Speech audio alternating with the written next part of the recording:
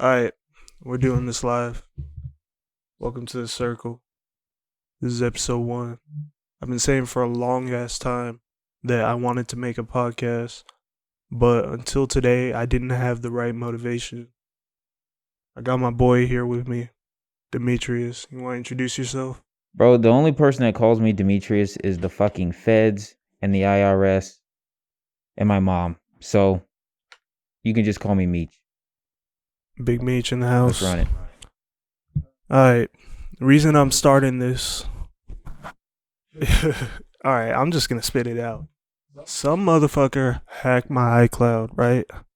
Took all the porn, all the nudes, anything remotely sensitive that was on there, and has been threatening me and holding it over my head for the last few days. Really, the last month or so. But today, it all just came to a head. And I mean, I'm sick of this shit. And someone once said, if there's something you're ashamed of, the only way to release yourself from the shame is to just come out and say and confess. So yeah, 2020 was a fucking hell of a year for me. I was addicted to pills. I was addicted to masturbation. My dad almost died. This has been the most fucked up, horrible year of my life. But that doesn't matter to anyone, I guess. All that matters is that, they get to point and laugh. Ha ha, look at you. But that, I mean, it's a lot. It's a lot to deal with. You can't get laughed at. You can't be the butt of the joke if there is no joke, right? So if you put it all out there in the ether, you put it all out there in the wavelength, everybody's in on it, you're in on it. I mean, there's no more butt of the joke. I feel you. I get what you're saying. I get what you're trying to do. And I support it. I'm here. Yeah. And you know what? I came into this thinking that I was going to name the person who hacked my iCloud, but now I don't think I will. You know who you are. I'm not going to return the favor because I'm not like you, okay? I don't have a vested interest in your life like you do in mine. Fucking Ross Club. All I'm saying is my addictions came hand in hand. The pills and the jerking off and watching porn came hand in hand. Right now, I'm 3 to 4 months sober off that shit. And what's really fucked up for me is that I can't be reborn. You're not letting me be reborn. That's all I really want at the end of this year is to become a better person. To shake off the shackles of the past, my fucked up shit that I did.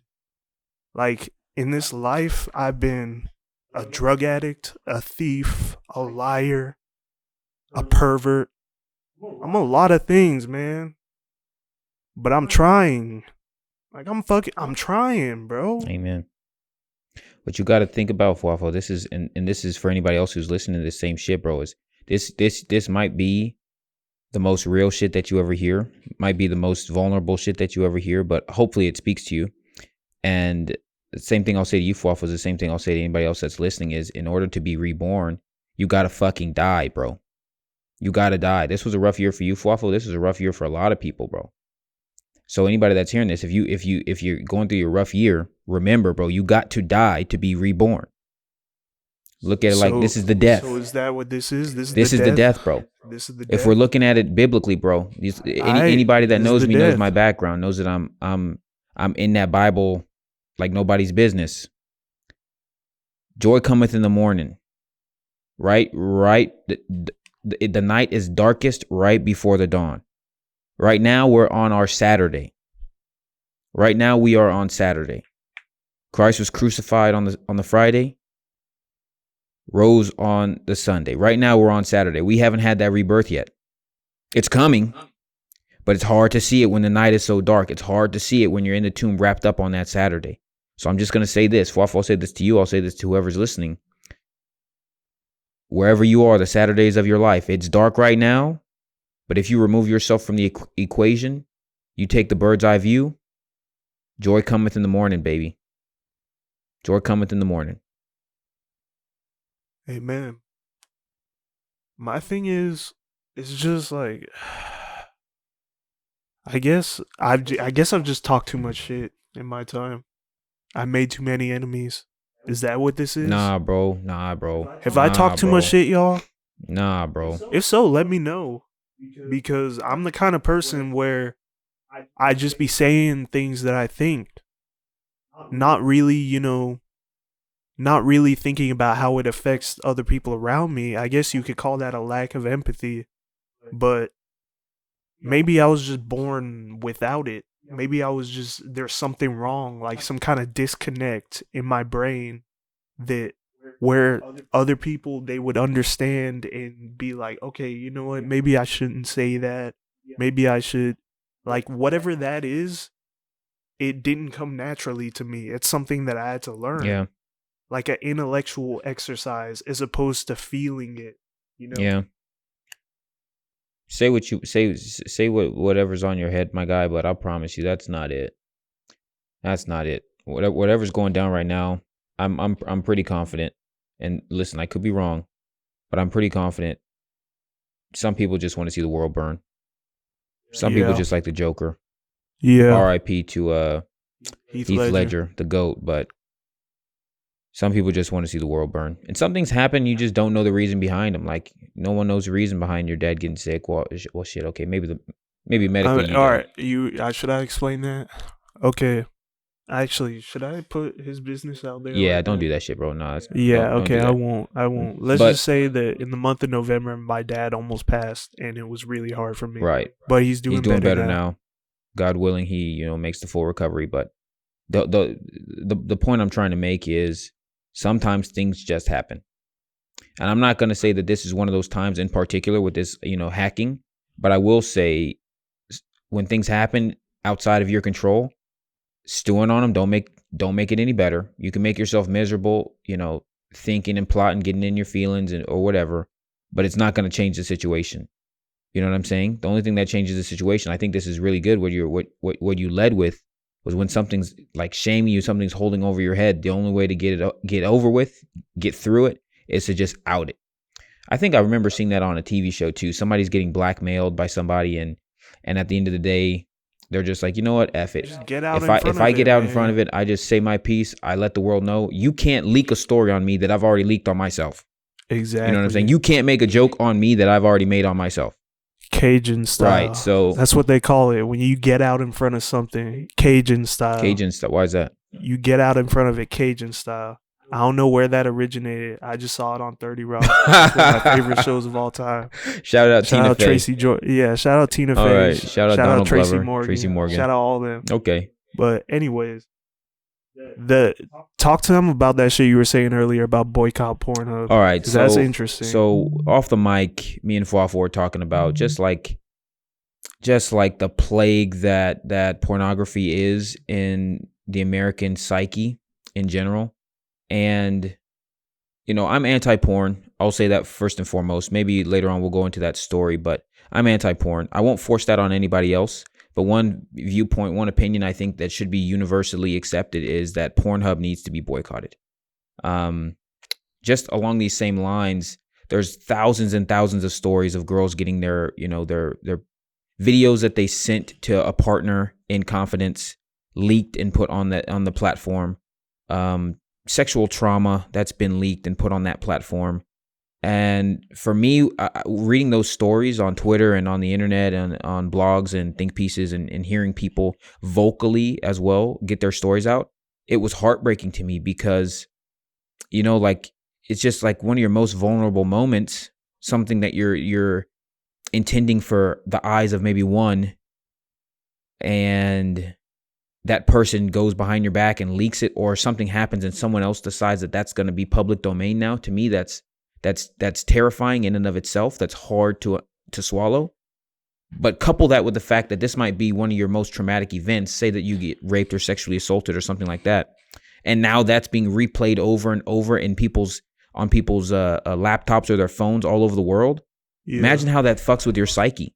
You know what I mean? Yeah. I know that'll make you kill yourself. People have committed suicide off that shit, bro. And for me, the fact that it's so difficult for these people to get the platform Pornhub to take those videos down, that they're not listening to people who are, you know, in not just vulnerable, but in times of pain when they see that stuff's been leaked, and the platform, the least they can do is take it down.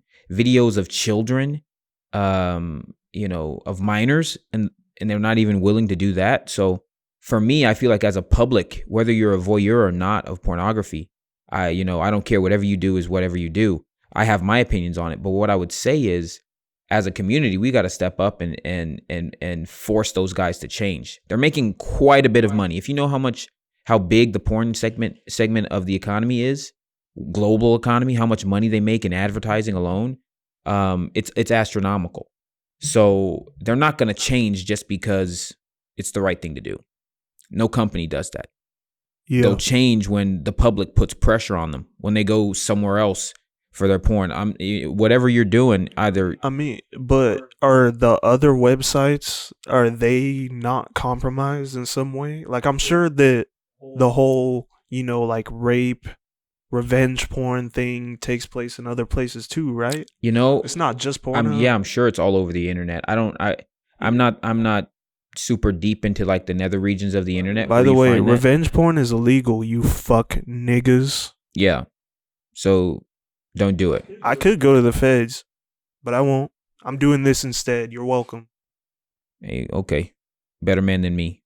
All I'm saying, it might, and I'm not naive enough to believe that it doesn't exist in other places, but I am a proponent for attacking the big dog. Go for the big dog, and I guess Pornhub's on top. Go for the big dog, and that produces industry change, right? So hopefully it becomes a movement. It becomes a standard in the industry where you don't post fucking children, or, you don't post revenge porn. And if you do, if you make the mistake, there's a lot of content out there that you have the decency to take it down. And if not, these are the things that can transpire. So I'm not naive enough to say that Pornhub's the only platform that's doing it. I'm sure that I'm positive that it exists other places. But I will say that you punch the biggest bully on the block in the face one good time, and the rest of those motherfuckers are they get scared. Yeah, they get scared. They're questioning whether or not they want to mess with you. You know what I'm saying? Does that make sense, guys? Yeah, no, that makes perfect sense. I like that. Yeah. So my personal opinions on pornography in general are, they're my own. I'll dive into that later on if you want to hear it. But as far as like just decency for other people, yeah, man, I feel like that should be a no-brainer. You know what I'm saying? Like what you want to do privately is up to you, but when it infringes on other people's like peace of mind, other people's, sanity and just decency, yeah, man. Sorry, bro. Bro, I'm already feeling better. Yeah. I can tell you. I can hear in your voice. I already feel better. Yeah. I'm so glad I said all that shit that I said just now. Yeah. By the way, ladies, if you are in possession of my dick pics, please do not hesitate to tell me how much you enjoy them. Do not hesitate to tell me how that I'm packing heat. Yikes. I want to hear all the compliments. Yikes. Please. So just a little bit of a background. Any ex-girlfriend whose information might have been leaked, sorry, I guess. A little background for those of you not privy to this. Like Fluffle mentioned, his iCloud got leaked, and on it were, hacked. Pictures of himself. So we're under the assumption that these pictures have been leaked. Ex-girlfriends, like porn, etc. Like anybody that remembers, like, what year was it? Like 2014 when the fappening happened? Yeah, somewhere around there. So in 2014, a lot of celebrities got their iClouds hacked. Ironically, this is, I guess, the fappening 5 right now, but never thought that anyone I know would be in that position. Yeah, what the fuck? Yeah, so who the fuck am I that y'all want to hack me? Hold on, let me give them the background for those not privy. bitch ass nigga. So I think Kate Upton, the supermodel, was in it. Jennifer Lawrence. There was like a handful of celebrities. At one point, I think it was like in the 60s and 70s. Like we're talking terabytes of data of sensitive photos. I guess even celebrities take nudes, and they basically just leaked them. Don't know if it was a solo hacker or multiple, but basically leaked them on the internet, and the whole ordeal was called the Fappening, and it happened. I don't think not once, but I think 2 times, right, Fafo? Yeah, there was a Fappening, and then there was a Fappening sequel number I 2, guess you want to call it. It's fucked up to call it that, but that's what the internet recognized it as. I remember actually reading that story, and I was like, yo, my dude, like that's terrifying. When I read that story and read that all these people got their iClouds hacked, this was back when cloud technology was getting up in the upswing, and I said it then. I was like, bro, you will not catch me using any iCloud. You will not catch me putting my data up there. I'm keeping my shit stored on a hard disk, even though I know it's possible to hack my iPhone. I know that, but I just didn't trust it after that whole ordeal. And I remember talking to specifically Fafo and his brother and cousin and a couple of the other homies, and was like, yo, man, like, yo will not catch me on the cloud. You won't catch me. And they were like, bro, who are you that someone would want to hack you? Like, you're just some nobody in the middle of nowhere. And I was like, famous last words. I was like, watch. I was like, okay. And look at us now. I'm not here to say I told you so. I'm just saying it could happen to anybody. Anybody. Whether this is a cautionary tale or not, I don't know. But I'm just saying I don't trust technology. I understand it's a necessary evil because, like, right now we're able to get our voices out to like tens of people. Tens. My dude said maybe tens. single digits through technology. No, all 10 of y'all need to hear this though, and you need to go home and delete anything you don't want anyone else to see. Don't even pause this shit right now and go delete everything you don't want anyone else to see. I'll wait. Y'all back? Okay. All I'm saying is it's tragic, and I think about my past partners and like how devastated I would be to know that like I was the reason that happened. And a lot of times, I feel bad, but a lot of times girls will maybe like send pictures or whatever, and the homies will be like, yo, man, look at what this chick sent me. And in my mind, I'm like, yo, bro, like that's not something that you should be doing.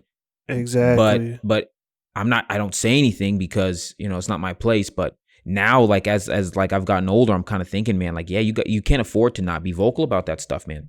That's not for you. Yeah. Yo, you remember the other day when Cardi B on her birthday, nudes leaked? Yes, man.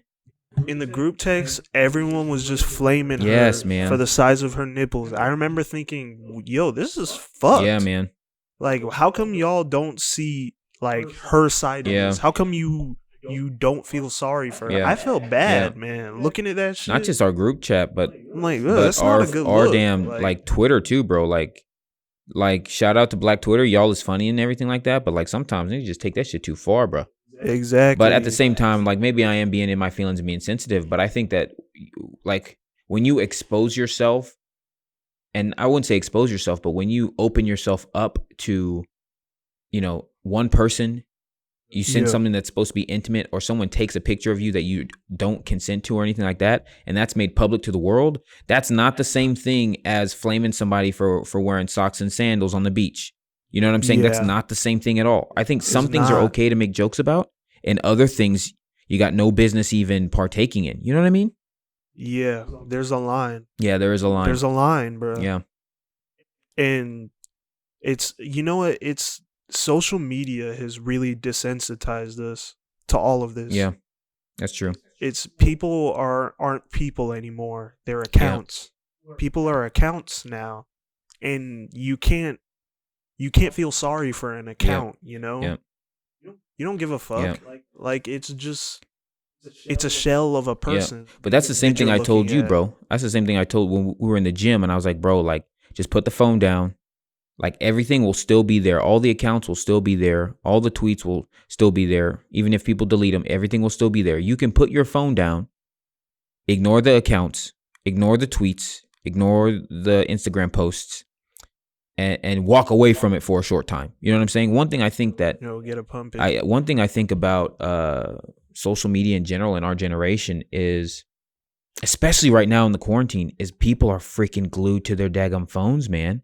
Glued to those accounts. They put so much, like, it reminds me of that Black Mirror episode. Shout out Black Mirror, where that one white lady in pink with the red hair is like trying to get social points. Her whole everything is powered. She wasn't happy. She said, "Fuck y'all niggas." Yeah, when she said when she hit rock bottom, those social points were at a zero, and she was a nobody. She was a loser.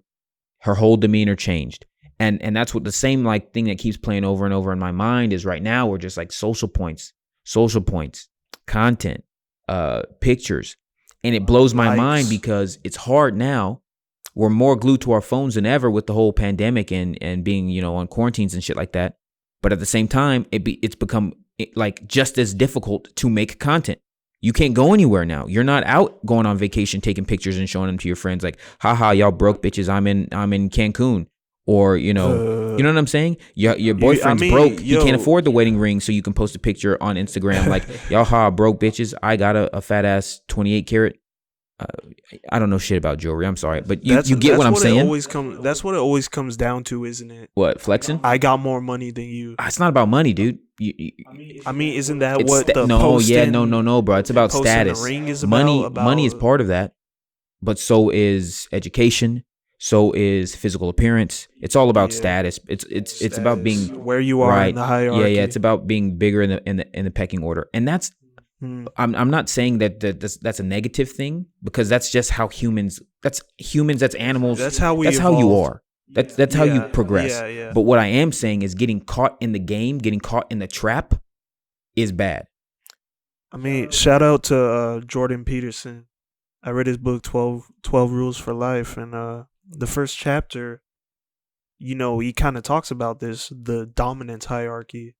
And one thing that really stood out to me is that he said the bottom of the dominance hierarchy is a terrible place to be. Yep. That's where disease lives. That's where addiction lives. That's where people rob you. That's where you can't afford health insurance. Right. That's where your kids can't go to a good school. That's where you missing mortgage payments. That's the bottom of the dominance hierarchy. That's homelessness. Yep. That's despair and chaos. Right. So in essence, like that Black Mirror episode where you're shedding yourself of all the people and expectations. The expectations of how you should be. Like, I hear you, but at the same time, you feel me? Yeah, I'm not saying this is. I hope I'm getting the point across to you, Fluff, and those listening. But I'm not saying that hierarchy is a bad thing. Like I said, that's how you evolve. That's how we progress. That's natural as human beings. What I'm saying is you cannot get caught in the trap of this false hierarchy. It's not. Social media in general is not real. It's perceived social hierarchy. It's perceived status. It's perceived whatever. So people can put on whatever image they want and show you the image that you want to see, and how you interpret it is up to you, right? So my thing is not that, get rid of all social standing and get like beauty doesn't exist or whatever. I'm not saying any of that. What I'm saying is you can't get caught in that trap. When you get caught in that trap, that's where depression hits. That's where you look at your life versus the life people are portraying on media, and you're saying, damn, and it's a lie. It's a lie. No, yeah. And it's a lie. And shout out to Dune. It was supposed to be releasing this month, the movie. But shout out to my man Paul Muad'Dib, because in that book, Dune, by Frank Herbert, he says the first step in evading a trap, or knowing there's a trap, is the first step in evading it. Right? Yeah. So knowing that there's something lurking is the first step in you avoiding that. So when you know that this is a trap, when you know that these images that you see, these tweets that you see or whatever are not in fact real, you give yourself the power to step outside of that dangerous cycle. And that's what's most important. That's what I was trying to tell you or express in the gym, is you can put it all down. When you remove yourself from the equation, you put the phone away, you realize, hey, I don't see these people when I'm not on my phone. I see normal life. I see real life. Not this. I see trees. Right, I see birds. Not this image of what people show you what life is like. You know what I'm saying? That gives you the perspective where you're like, damn, this is real. That is not real. That's perceived, and you know, it may or may not be doctored up images. It may or may not be a snapshot of the best portion of somebody's meal versus that's what I'm saying. The 3-hour wait or what the ingredients look like. I never see what you ladies look like when you roll out of bed. I never see that. I never see what influencers are doing on the day to day. I just see them on their vacation. Yeah, that's what I'm saying. So it goes both ways. It's not just women. It's not men. It's everybody. Yeah. But shout out to I think it's Frank Herbert who wrote that book Dune, because that quote has sat with me for I don't know how many years. The first step in evading a trap is knowing there's a trap is the first step in evading it. I hope I'm saying that right.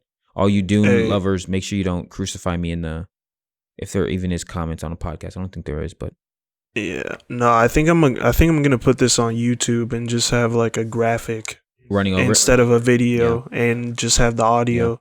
But remind me, I'll include that book you just mentioned, Dune. Put it in the bio. Yeah, remind me. So, anyways.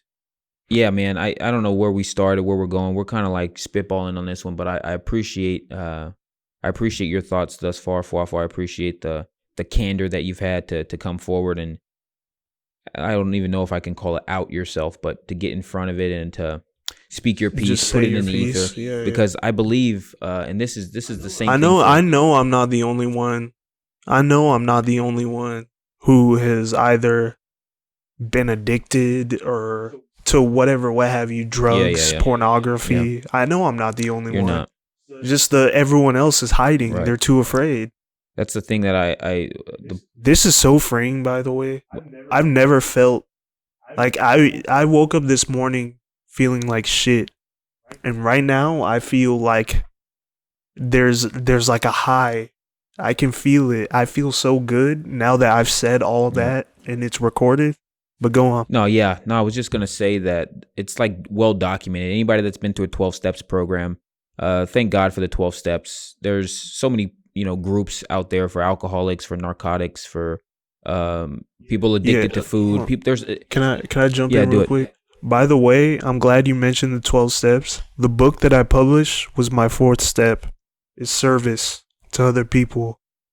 That's for everyone who has had something to say about it, or was making fun of me. Yeah. There's a deeper sentimental reason to why I did that. Put that and make sure we link a link to that book in case anybody's interested. But that in the 12 steps, you can find this like available anywhere online. But you're not going to make it through the steps if you're not going to get over your addiction. Essentially, if you're not going to admit that you have a problem. Right. Yep. So you can hide it and you can fight it for as long as you want, but until you come out and say publicly, whether it be in the group or to those that you're, around your personal circle, till you publicly say that you have a problem, you're not going to get over it. So I think you're right there on the right track, Fuafu, and I appreciate you doing this in the public forum like that, man. Yeah. Thanks. All right. Yeah, I mean, do y'all know what the 12 steps are? I just pulled them up. Yeah, just run through it for the one time. First one, I mean, this for AA, but you could take that and apply it to any narcotics, pornography, anything. Yeah. First step, admit you got a problem. Your life has become unmanageable.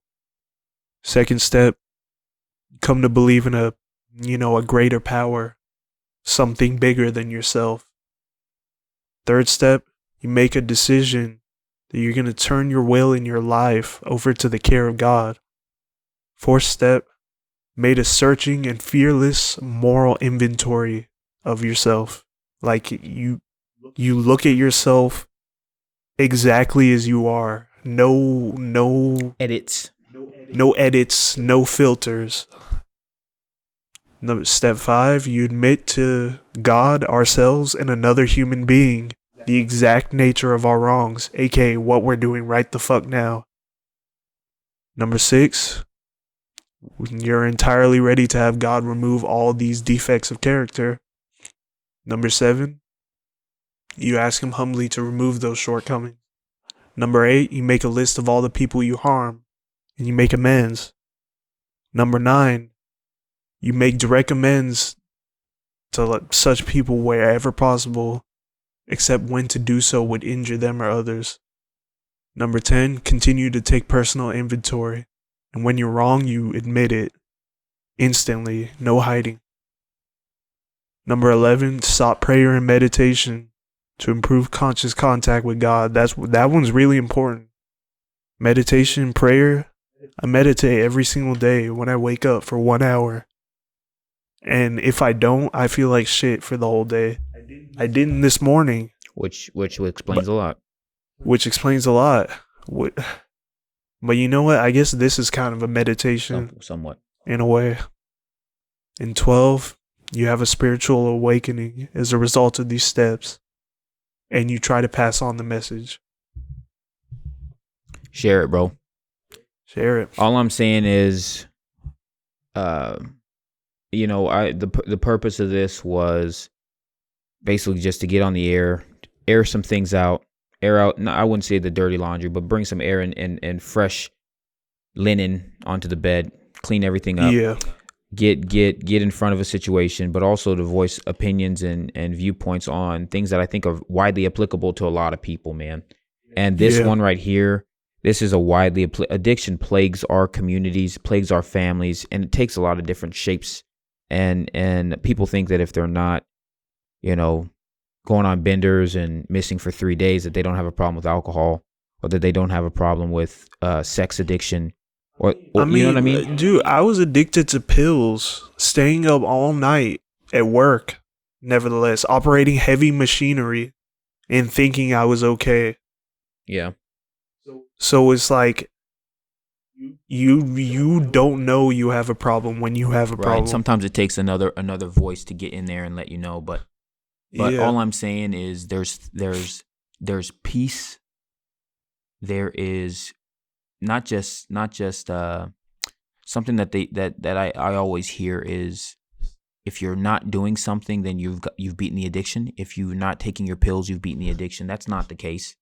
That's a change in behavior, but it's not a change in nature, right? Yeah. Now, something that's possible with a higher power, and it doesn't have to be, the God of the Hebrews or the God of the Muslims. It doesn't have to be, an organized religion when we're talking about tapping into the higher power, but you have to tap into a power higher than yourself, because if it was up to you, you would never beat your addictions. If you were the only person that was responsible, if your power alone was the only way to overcome it, you would never beat it. We would never beat it. We would be trapped in a cycle of addiction for the rest of our lives. But when you tap into that higher power, the one that you believe in your bones, the one that you acknowledge is above everything, whoever that might be, you are granted the power to overcome that. You realize, hey man, somebody can help me. It might not be my mom or my brother or my girlfriend, but somebody out there is stronger than this, and somebody out there can help me beat it. And it's hard to hear that voice. It's hard. It's hard, and it's almost impossible when you're in the thralls of addiction, when you're being overcome by the stimulation of alcohol, of pills, of porn. It doesn't matter what it is, but that's why it's so important to tap into that. That's why it's so important. Oh, man, I had a thought that I was going on, and I had to hammer that home. I completely forgot my train of thought, but I will say that you have to tap into that power. You can't beat it otherwise. Oh, yes, I remember what I was going to say. By the way, be careful who you listen to, because there are two voices. One that's coming from God, and one that's coming from the other dude. Yeah. The other dude's trying to trip you up. Don't listen. Yeah. He's going to tell you that you'll never be better. He's going to tell you that this is normal. He's going to tell you that this is life, that you don't deserve recovery. He's going to tell you to not start a podcast. Cough, cough. Right. That was a direct jab, by the way. The person who hears this will know. Right. This is the point that I was trying to get across before I wanted to emphasize that higher power is, you'll think to yourself that when you stop the behavior, that you are better, that you have recovered. But that's not the case. Behavior is not nature. Behavior leads to a change in nature. If I kneel down every day and I pray every day, even though I don't want to, that behavior will eventually will become a part of you. If I'm at football practice and I'm running my sprints and I touch the line every time I go down for a suicide, that will become your nature. Now that is muscle memory. Now it's a part of you. But it doesn't. It's become hardwired. It's hardwired, but it doesn't happen at the first, right? Recovery is possible. Yeah. Now I don't know, I don't know who needs to hear this, but recovery from your addictions, from whatever, rebirth, so to speak, is possible. But it doesn't come from abstinence alone. It doesn't come from abstaining from whatever it is that you're addicted to. Yeah, you need help. Yeah, there's got to be some. You can't do it by yourself. There's got to be a source that you pull from. So listen, I don't want to go preachy on you because I can. I can't go preachy. Nah, bro, I can't go preachy. Preach. They're not ready for it, but I can't go this. preachy. They need to hear this, man. It's real. I will say that, tapping into the higher power, that's the only way for recovery. Recovery is possible. Behavior changes does not equal recovery. You have to keep going. The awakening will come. And when you catch the fire, when you see the vision, the only way to go is to share it with other people. The only way to do it is to share that good news. I'm telling you, I can go preach on you. But the saints know, Old Testament times, New Testament times, we'll go New Testament times. When they heard the good news, the only thing that they could do was go run and tell everybody it is that they know, right? When you catch that vision, when you see the peace that comes from confession, the peace that comes from the change of life, the light that comes back to your eyes after you get rid of that big monkey on your back, when you shed shame and the pain that comes with that hiding, you'll feel 10 times better. And the only way that you can, I guess, express that joy is to share it with someone else, to help them to feel that. I don't even want to use the word, but to feel that high. Yeah, I mean, me and Meech were just sitting here talking about this essentially, and I was worried, like saying, I don't know what to do. I've lost the court of public opinion. People are saying this, they think this, and then it just hit me. It was a light bulb moment. Holy shit! This is it. This is the content. This is the subject matter that I've been searching for all along, that I've just been waiting. Like, ironically enough, the worst thing that ever happens to you is also the best thing that ever happens to you. Expound on that. If you're willing to see it that way, if you're willing to transmute it into something greater. Like, it depends though, Fwaffle. This is where it all comes back to perspective. I've said it to you and I'll say it a million times, is if you let that bad thing that happens to you be a negative defining factor, something that, you always blame as an excuse for a reason not to do something, it'll never be the best thing that happens to you. But if you use it and you fuel yourself, you use that as a catalyst to fuel your rebirth, you'll always be able to look back on it and be like, I'm grateful for that trial. I'm grateful for that tribulation. But it all comes back to your actions, man. I'm telling you, it all comes back to your actions. Yeah. No, I feel you 100%. And this whole time I've been suppressing tears, but I'm pretty sure y'all can hear it in my voice. And now that I think about it, why am I suppressing the tears? I should just let them flow. You got to, bro. I should just let y'all know that, man, I've really been through this shit this year, man. I've been through this shit this year. It's the hardest year of my life, and I refuse to let you fucking snakes end me. I'm stronger than that. You can't. I won't let you. I respond to a higher power. What are you worth in the scheme of things? The fucking mucus going all over my lips. You know how stupid I look right now? I don't give a fuck. Someone needs to hear this. I don't care. You judge me however you want to judge me. But at least I told the truth. That's what matters at the end of the day. The truth. The truth always comes out. And when you lie, you block your own blessing. My biggest takeaway from all this is that you gotta be careful who you let into your circle. You really gotta be careful. Because you let some people into your circle, they try to take you down. You let others into your circle, they try to build you up.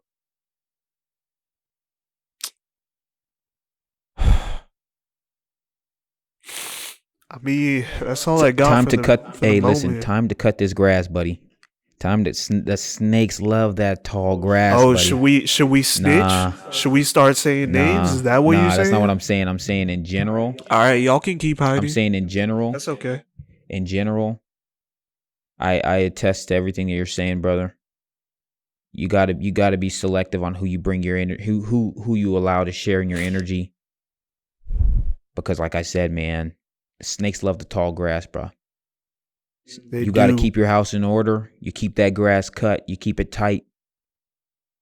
You don't let the snakes come in. You see them pop up, and you know what? I'm snitching on myself, so I don't have to snitch on y'all. Let me put it that way. I'm snitching on myself so that I don't go to the police and tell on you. Amen. Better man than me. You're welcome.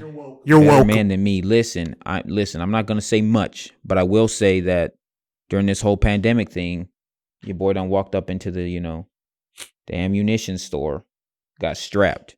I'm not saying I would use it ever. Maybe I'm too sissy to do it, but I ain't a killer, but don't push me. Don't push. Tupac said that. Anyways, I'm done. Yeah, I ain't a snitch. I'm done acting hard. But don't push me, motherfuckers. You got anything? You got anything else for the people, Fafo? Nah, man. I think that's it. I don't know why bother even stretching this. We're already at 40. Yeah, I think we got the meat and the potatoes out. Yeah. I mean, we don't have an intro. We don't have an outro. Should we just free ball this? Free ball. This is the circle. We out.